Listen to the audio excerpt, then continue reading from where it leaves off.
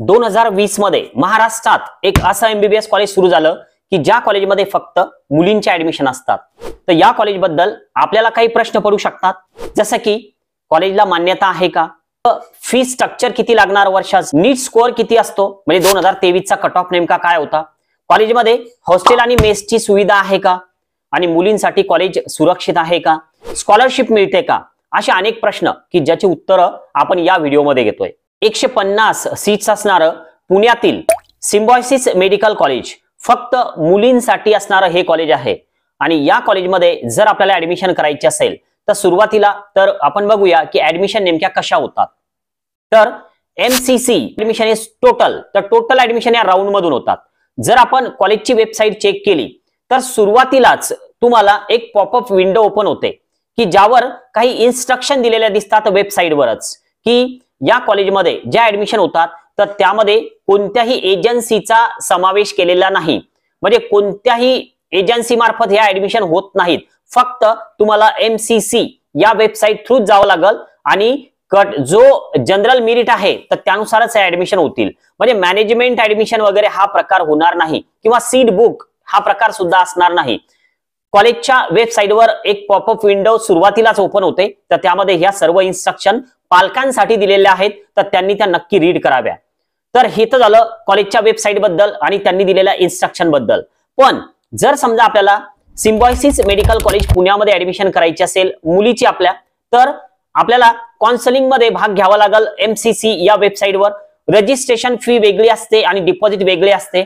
पण जर समजा आपल्याला या कॉलेजमध्ये ऍडमिशन करायची असेल तर महत्वाचा मुद्दा येतो की कॉलेजची फी नेमकी किती लागते, कारण आपण समजा एमसीसीचं काउन्सिलिंग करू, राऊंड करू, पण फीज नेमकी किती लागते। तर मित्रांनो, MBBS symbiosis medical college Pune 4.5 वर्ष तुम्हाला फी पे करावी लागते। तर या 4.5 वर्षाच्या फी मध्ये तुम्हाला सुरुवातीला फर्स्ट इयरला 50,000 रुपये डिपॉझिट असतं, की जे रिफंडेबल आहे फर्स्ट इयरला, आणि सोबतच तुम्हाला पर इयर 4.5 वर्ष 10 लाख रुपये पर इयर द्यायचे।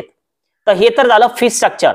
आता आपण महत्वाचा प्रश्न आहे की कॉलेजला मुलींसाठी ज्या सुविधा आहेत तर त्या आहेत का, तर यस, मुलींसाठी हॉस्टेल, मेस आणि इतर सर्व ज्या सुविधा असतात तर त्या उपलब्ध आहेत। पुण्यातील कॉलेज सिम्बायोसिस यामध्ये हॉस्टेल, जर समजा तुम्ही हॉस्टेलचा विचार केला पर एनएमचा, म्हणजे एका वर्षाच्या फीचा, तर तुम्हाला 1,26,500 एवढं हॉस्टेलची फी लागणार, आणि यामध्ये 15,000 रुपये डिपॉझिट हे वेगळं पे करावं लागेल। आता मेस 86,000 रुपये पर इयर एवढी मेसची फीज आहे कॉलेजची। आता हे हॉस्टेल, मेस आणि तुमचा अगोदरचा खर्च, तर एकत्रित टोटल तुम्ही करू शकता। आता जर समजा या कॉलेजमध्ये तुम्हाला ऍडमिशन करायची असेल, ठीक आहे, समजा काउन्सिलिंग झालं, सर्व झालं, महत्वाचं आहे की कॉलेजला मान्यता आहे का, अफिलिएशन नेमकं कोणतं आहे। तर मित्रांनो, कॉलेज अफिलिएटेड आहे, मान्यता प्राप्त आहे आणि डीम्ड युनिव्हर्सिटी आहे, सिम्बायोसिस इंटरनॅशनल डीम्ड युनिव्हर्सिटी। आता डीम्ड युनिव्हर्सिटी मध्ये जर का आपण एमबीबीएस केलं तर समोर काही अडचण येते का, तर कोणतीही अडचण नाही। तर त्यामुळं तुमचं जर बजेट असेल आणि तुम्हाला जर मुलींसाठी एक सुरक्षित कॉलेज पाहिजे असेल तर नक्कीच तुम्ही सिम्बायोसिस मेडिकल कॉलेज पुण्यातला विचार करू शकता। नीट स्कोअर किती असायला पाहिजे, तर नीट मध्ये मागच्या 2 वर्षाचा जर का आपण विचार केला तर जवळपास 525च्या वर जर आपल्या मुलीचा स्कोअर येत असेल तर आपण त्या ठिकाणी सेफ आहोत ऍडमिशनसाठी।